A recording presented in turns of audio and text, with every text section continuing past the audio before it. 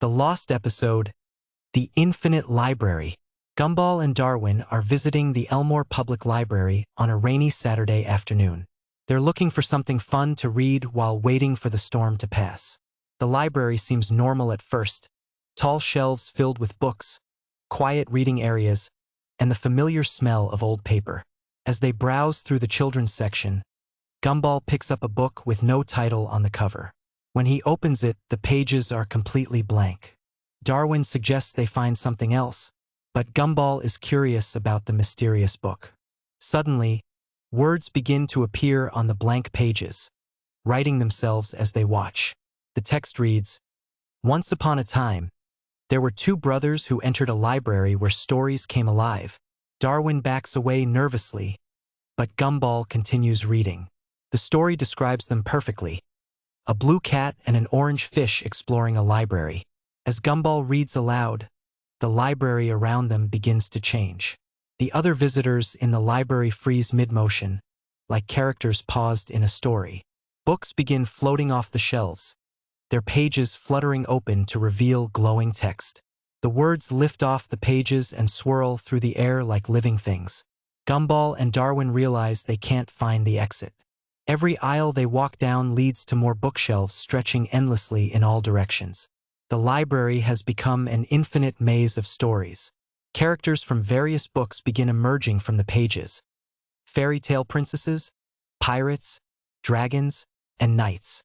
But they're all wrong somehow.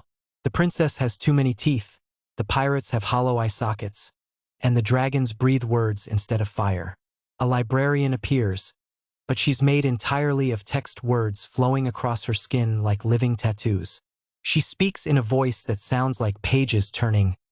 "Welcome to the Infinite Library. Here, every story is real, and every reader becomes part of the collection." The text librarian explains that they've entered a place where all stories exist simultaneously. Readers who stay too long become characters themselves, trapped forever in an endless narrative loop. Gumball and Darwin try to run, but the books follow them. Adventure novels create dangerous quests they must complete. Horror stories spawn monsters that chase them through the aisles. Romance novels try to force them into awkward situations with fictional characters. They discover other people who have been trapped in the library for years, decades, even centuries. These lost readers have become living stories themselves. A man who can only speak in rhyme because he read too much poetry. A woman who ages backwards because she got stuck in a time travel novel. The only way to escape, they learn, is to write their own ending in the blank book that started it all. But every time they try to write the end, the library creates new plot twists to keep the story going. Gumball realizes that the library feeds on the lost episode of The Amazing World of Gumball that never aired. It started on what seemed like an ordinary Tuesday at Elmore Junior High. Gumball and Darwin walked through the familiar hallways, but something felt different. The usual chaos was replaced by an eerie silence that made their footsteps echo unnaturally. Miss Simeon's classroom was empty, yet they could hear her voice coming from inside the walls, reciting lessons to students who weren't there. The brothers exchanged worried glances as they noticed other classmates moving through the corridors like sleepwalkers. Penny floated past them without her usual cheerful greeting, her shell reflecting images that weren't really there. Banana Joe walked by, but his peel was turning an unnatural shade of brown, and his eyes had become hollow black voids. When they reached their classroom, they found their desks arranged in a perfect circle, something that had never happened before. The chalkboard displayed equations that hurt to look at directly, symbols that seemed to shift and writhe when observed. Darwin whispered that maybe they should leave, but when they turned around, the door had vanished, replaced by solid brick wall. The school's PA system crackled to life, but instead of Principal Brown's voice, they heard their own mother Nicole speaking in a monotone that chilled them to the bone. She was calling them home for dinner, but the words were all wrong, describing a meal that no living creature should ever consume. The announcement repeated endlessly, each repetition becoming more distorted and mechanical. As they searched for another way out, the hallways began to stretch impossibly long. Lockers opened and closed by themselves, revealing glimpses of alternate versions of their school where everything was slightly wrong. In one, they saw themselves sitting at desks, but their eyes were completely white, and they were writing the same word over and over again in notebooks that never seemed to fill up. The fluorescent lights above started flickering in patterns that almost resembled Morse code, spelling out messages that made no sense but filled them with inexplicable dread. Other students began appearing in doorways, but they stood perfectly still, watching Gumball and Darwin with expressions that were too wide, too knowing, too empty of the spark that made them who they were. Time seemed to move differently in this version of their school. They walked for what felt like hours, but the clocks on the walls all showed the same time, frozen at exactly 3:33. The temperature dropped noticeably with each step they took, and their breath began to form visible clouds in the increasingly cold air. Finally, they found themselves back in the main hallway where they had started. But now it was completely dark except for a single spotlight illuminating a figure standing at the far end. It looked like their father Richard, but he was standing upright with perfect posture, something he had never done in his entire life. When he turned to face them, his usual goofy smile had been replaced by an expression of absolute seriousness that was somehow more terrifying than any monster they had ever encountered. The figure that looked like Richard began walking toward them with measured, deliberate steps that echoed through the empty school. With each step, the walls around them began to shift and change, revealing glimpses of their house, but wrong in ways that made their hearts race. The living room where they had spent countless happy hours was now filled with furniture that faced the wrong directions. Family photos where everyone's faces had been replaced by blank spaces, and a television that showed only static but somehow seemed to be watching them back. As the Richard figure drew closer, they realized that the lost episode 5, the library.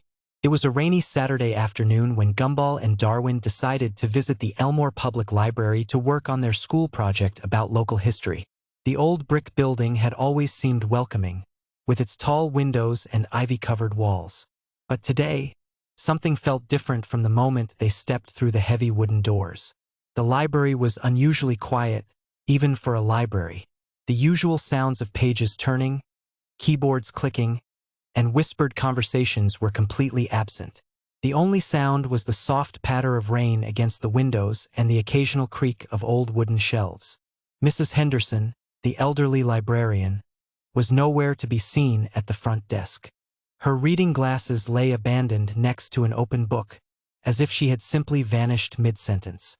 The checkout computer screen flickered with an error message that read, "Overdue. Return immediately." Gumball and Darwin made their way to the history section, their footsteps echoing unnaturally loud in the empty space. The shelves stretched impossibly high, much higher than they remembered, disappearing into shadows above. Books lined every inch of the towering shelves, but something was wrong with them. As they got closer, they noticed that many of the books had no titles on their spines. Others had titles that seemed to shift and change when they weren't looking directly at them. The History of Tomorrow read one spine, which became The Future of Yesterday when Darwin blinked. They pulled a book from the shelf titled The Chronicles of Elmore, hoping it would help with their project. But when Gumball opened it, the pages were completely blank. He flipped through page after page of nothing but white paper, until suddenly, words began to appear on the page as if written by an invisible hand. "Welcome to the Eternal Library." The words wrote themselves, "where all stories come to rest, and all readers become part of the collection." Darwin grabbed another book, this one titled The Amazing World of Gumball, Season 1. Inside, they found detailed descriptions of their own lives, their own adventures, written as if they were fictional characters. But the stories were wrong, twisted versions of their memories with dark endings they didn't remember living. The lights in the library began to dim, one section at a time, starting from the far end and moving toward them like a wave of darkness. In the growing shadows, they could see figures moving between the shelves, other visitors who had come to the library and never left. These shadow figures moved with jerky, unnatural motions, carrying books that seemed to glow with an eerie light. As they got closer, Gumball and Darwin could see that the figures' faces were blank, like unwritten pages, with only dark holes where their eyes should be. "Shoo!" whispered one of the shadow figures as it glided past them. "This is a library. No talking aloud.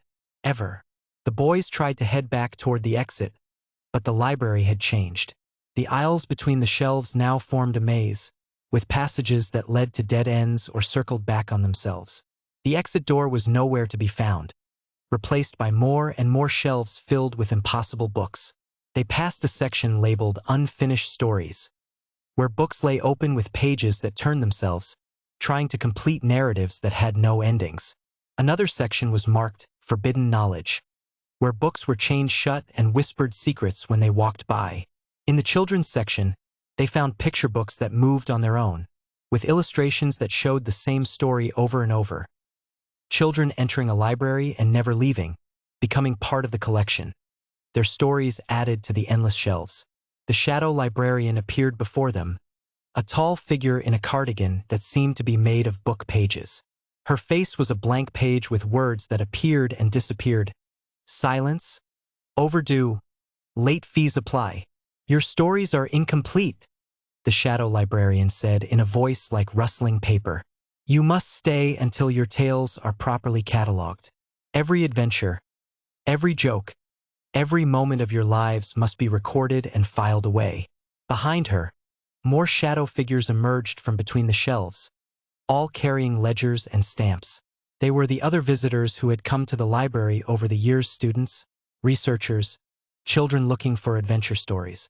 Now they were all librarians in the eternal collection. The shelves began to close in around them, books flying off the shelves and opening themselves, trying to capture their words, their thoughts, their very essence to add to the library's collection. The pages fluttered around them like paper birds, each one hungry for their story. Gumball and Darwin found themselves in the center of the library, where a massive desk sat surrounded by card catalogs that stretched up into the darkness. The desk was covered with checkout cards, all bearing their names, all marked overdue in red ink. Every story must have an ending, the shadow librarian intoned, raising a stamp that glowed with dark energy. And your ending is here, in the eternal library, where all tales come to rest. The stamp came down toward them, ready to mark them as permanent additions to the collection. The last thing they heard was the sound of pages turning, endless pages turning, as their own story was written into the library's eternal catalog. And then silence.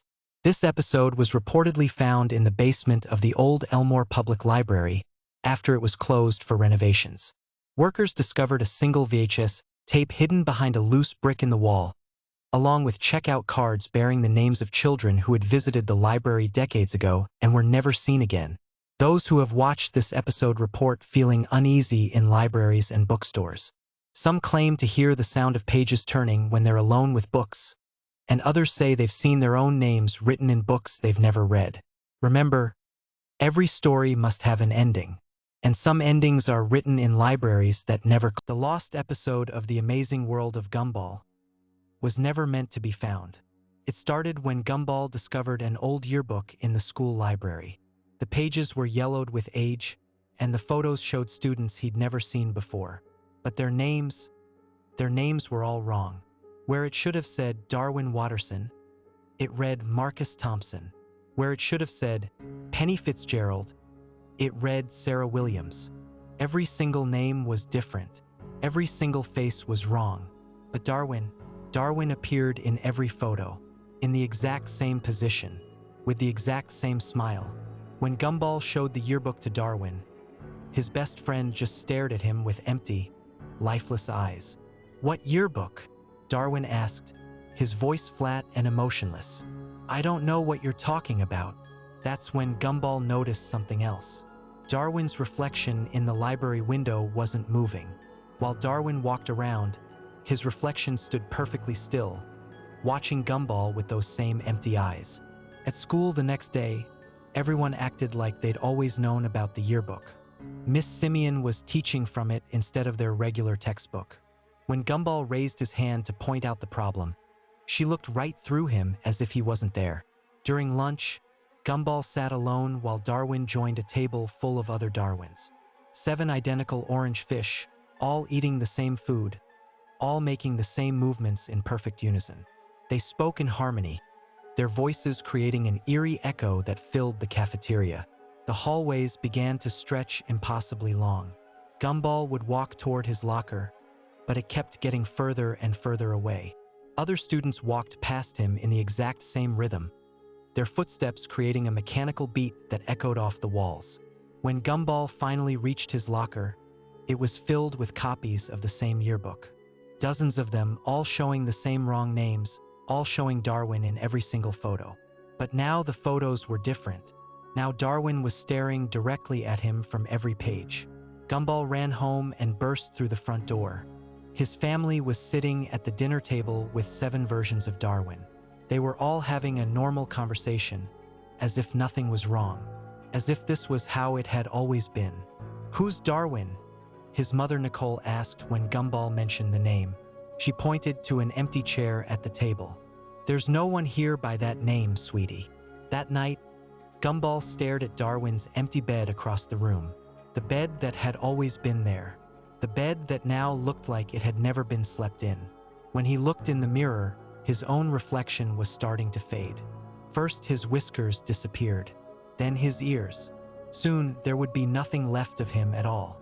The family photos on the wall showed empty spaces where Gumball used to be.